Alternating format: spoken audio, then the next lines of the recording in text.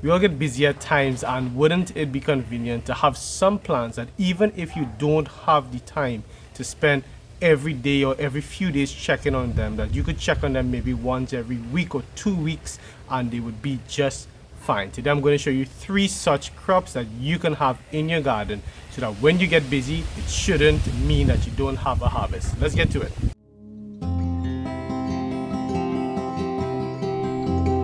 Hello everyone, thank you all so very much for joining in. This is Dylan from the Trinidad Gardener channel, and I'm so happy that you're here. I'm even happier, if I can be a little bit selfish, that I am here because I haven't had much time. You all know the story that I've been so busy for these past few months that I really haven't had any time to spend in my garden. Now you know I have a new garden, but here where everything started and where I still am, when I have the time, and it's just, for me, today's Sunday that I'm filming this, so to just wake up on a beautiful day on a Sunday and just sit down on a brick at the cinema, on a brick, not an actual chair, and just be in nature, not think about work, not think about anything else. It's a gift, and it's an experience that I'd like everyone to have. It doesn't matter what size your garden is, just to sit down and listen to the plants, listen to the sounds of nature. It really does take you to a place of just contentment, you know. It's just amazing, and I'm just so happy to be here. And today we're going to be talking about how you could have a harvest from produce that you don't spend every single day tending to. There are certain crops that you have to tend to all the time and make sure and keep checking on them for them to produce a good harvest. And that just goes with the territory, because you're putting in the work to get a reward, and that's how gardening normally works. That's not to say that's not how this works, but there is a certain threshold where we can get to where we just simply cannot spend any more time in our garden at certain points in our lives. There are certain times of the year that you will know after some time that you're busy, and some people are just always busy. And these are some crops that you could implement in your garden in advance if you're expecting to get busy, or if you're just always busy, then these are plants that you can always have in your garden. These 3 crops that I'm going to be talking about that are just perfect for somebody who doesn't have a huge amount of time all the time or at certain times of the year, that they can plant and have in their garden and just leave it there, and when you're ready to harvest, they will be ready. I'll be mentioning the 3 crops. I'll be giving you a little link to where I have growing guides for these crops, because all these 3 I have growing guides, full growing guides for them. I won't do too much of the growing method in this video, but you can just click or just look in the search and you can find the actual guide for these. And I will be giving you an idea of how long these plants will take to be harvested. You all know Lucy. Lucy's going crazy, and I want to just make sure that she's alright. She's trying looking for a ball. Oh, she is. Oh, she always has to be the star of the show. And I'll also be giving you all an idea of how long these plants will take to harvest, so that you know how long to leave them for or how long to not leave them for. Some plants you can just leave them, and whenever you're ready, within 6, 7, 8 months, you can just go and pick them or harvest them. Other plants you really should try to get to them within 3, 4 months, but we'll talk a bit about that when we get to the actual crops themselves. The first crop will have to be sweet potatoes, hands down. One of the best planted and forgotten crops that I have ever grown in this garden. I have growing guides with sweet potato in ground, in containers, in a bucket, in bags. There's no way you can go wrong with sweet potatoes. You just get a slip, something like this, which you can make out of a sweet potato, like actual sweet potato or a piece of sweet potato. It'll grow in water, and you could plant this and have something that will grow in your garden without you having to put in any kind of effort. This sweet potato here, I haven't checked on it in probably 2-3 months, and it's just taken over. It's a huge field of sweet potato here. Well, not a field, it's a backyard of sweet potato, but I'm just so happy that I can come and get a harvest of sweet potato. If you don't take full care of sweet potato, you may not get as much of a harvest, but if you don't have the time, then just having a harvest is worth it, and it's worth you planting sweet potatoes in your garden. The duration for sweet potato is between 3 to 5 months. If you're really pushing it, 6 months. After 3 months, you're going to have sweet potatoes growing, but they're maybe not going to be the hugest sweet potato. Leave them for 4 to 5 months once it's not too wet, and you're going to get bigger sweet potatoes. Push until 6 months if you're sure you're going to get good drainage. If it is too waterlogged, sweet potatoes can get a bit of a worm inside just eating it out because it's too moist. So just look at your situation, what kind of terrain that you have. If it's waterlogged, then between 3 to 4 months you should pick your sweet potatoes. Well, dig it up. If it's a bit more drained and it's better, then you can push from 5. into 6 months. And sweet potatoes are the kind of crop that you can, dig down, see how big they are, and if you find that they aren't as big as you would like, you could plant them back.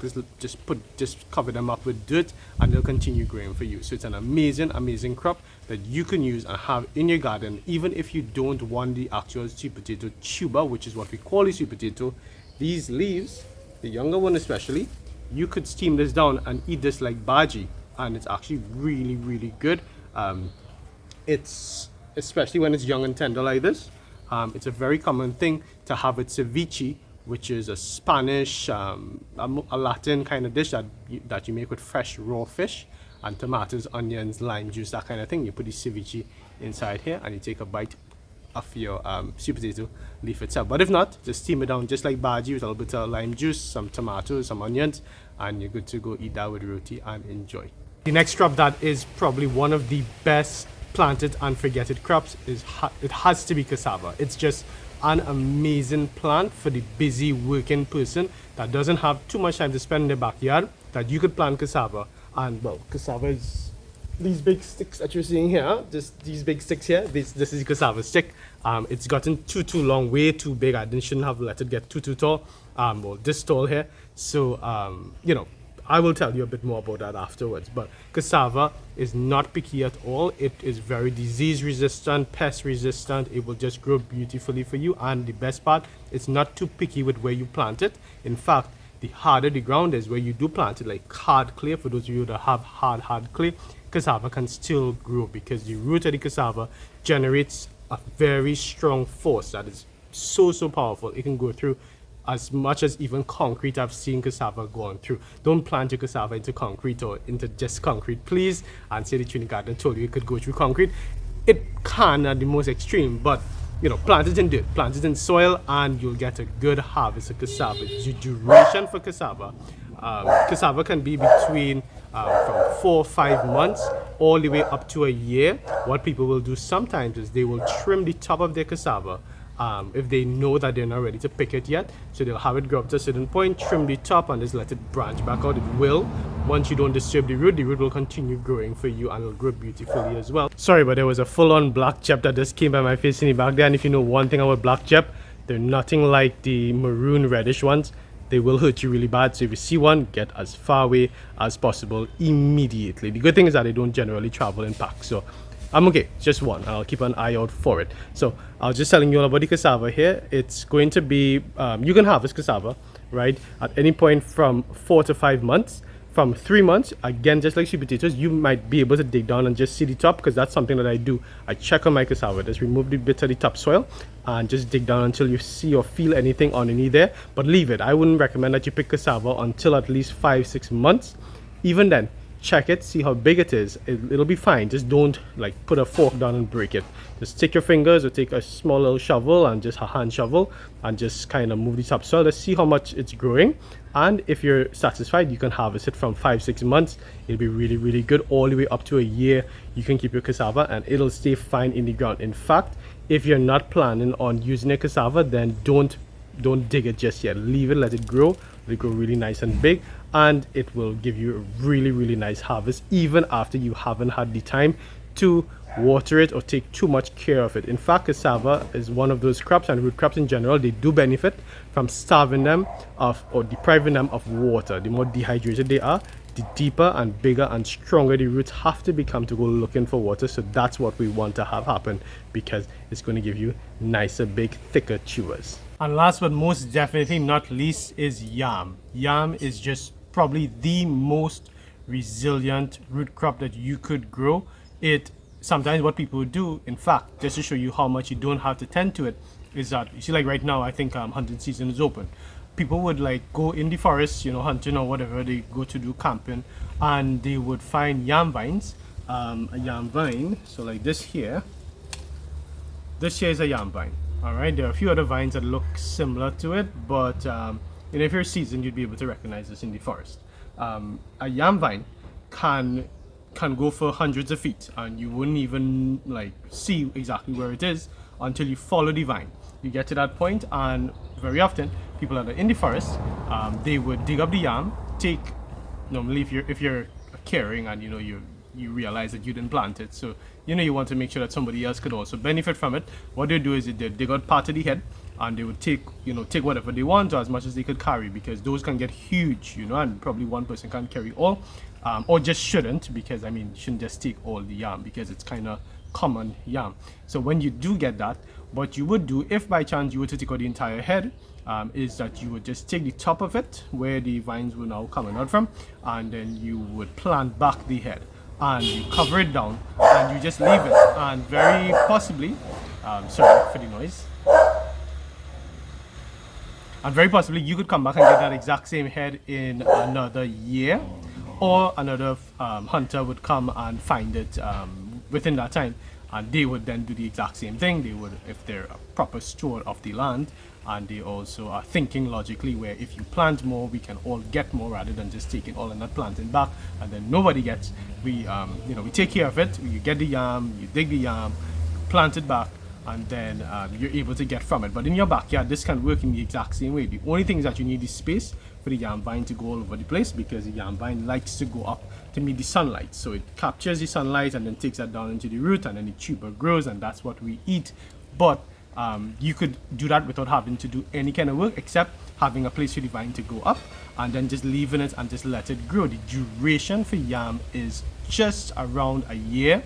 I have harvested yam within 6-7 months, and it wasn't the best quality. In fact, I have a video on it that I'll put the link up here, and it was good enough yam. It's just it didn't stay as long, and other farmers have told me afterwards that actual farmers, they have told me that I didn't leave it as long as it should have been left, and that it needed to get a bit more full and more starch, to fill it up and make it swell a bit more. So you want to plant the yam, especially if you're going on a big trip, or you're not going to be around for a really long time, or if there's a part of your garden where you don't have much time to get to that part. Plant yam, because you could just plant it this year and you have it in time for next year, and you can also harvest just a portion at a time, kind of like what you can do with cassava or sweet potato.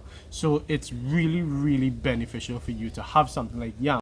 And as it was just this time of the year, let me just make a special mention for sorrel. Sorrel wasn't really meant to be in this video. It's a whole different video. But look at these sorrel plants. These were completely neglected. I just simply was not around. There was rains. There was really high winds. The plants got broken up. They didn't get watered properly. Just the rain that fell that watered them. And just as much as the plant itself looks horrible, and if you really start to see the plants like this, and what can you do? Sometimes these things just will happen. Look at the harvest still, that you could still have sorrel growing right in your garden without any extra effort. And there you go. I'm so happy that you stuck it out for this video. I'm just hoping that you would have learned that from this video, that you don't have to be a bad gardener or somebody that doesn't have a garden thriving or having anything at all just because you're busy. We all get busy. That should not stop your garden from producing. From Lucy, could you not? That should not stop your garden from producing. That should not stop you from being in your garden or having stuff in your garden, so that when you eventually do get there, you're not met with depression central, where you're feeling so sad, oh my goodness, my garden has gone all the way down. No, I'm not saying that you're going to have a huge thriving garden because you haven't had the time to invest in it. It's just saying that you will have something that you can say, you know what, I didn't have the time these past few months, I was busy, everything was just crazy right now, but when I have the time, I will be able to harvest something and be able to put, even if it's just something that can make one meal. The fact that you grew it yourself, that you made that step, that you grew something 100% organic, that you were able to provide for yourself and your family hugely nutritious food, that's just the best around, because you grew it yourself without spending any huge amount of money. That's just worth learning and seeing what you can do, which crops that are best suitable for that kind of lifestyle, and implementing that in your gardens. Remember, if you know somebody who'd like to have this kind of information, feel free to share this video with them. Feel free as well to follow us on Instagram, TikTok, and on Facebook. And remember, as always, this has been Dylan from the Trinidad Gardeners channel, reminding you to get up on your grain. Take care.